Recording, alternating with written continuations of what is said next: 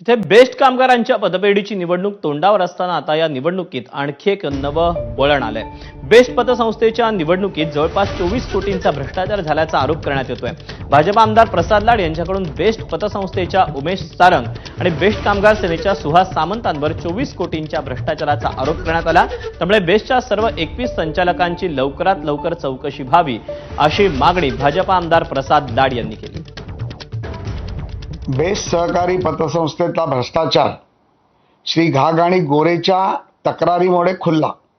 खऱ्या अर्थाने मी माझ्या पतसंस्थेच्या सभासदांना सांगू इच्छितो, ज्या पद्धतीमध्ये बंगले खरेदी, ज्या पद्धतीमध्ये कार्यालय खरेदी, ज्या पद्धतीमध्ये डिपॉझिटचं किकबॅक घेणं, बॅग खरेदी, यामुळे प्रथमदर्शी 24 कोटीहून अधिकचा भ्रष्टाचार झाल्याचं ईओडब्ल्यूच्या निदर्शनास आलंय, सहकार खात्याच्या निदर्शनास आलंय। यामध्ये सर्व संचालकांची तर चौकशी होणारच आहे आणि उमेश सारंग जे संस्थेचे पतसंस्थेचे शिवसेनेचे अध्यक्ष आहेत आणि बेस्ट कामगार सेनेचे अध्यक्ष श्री काका सामंत यांची देखील चौकशी झाली पाहिजे, ही माझी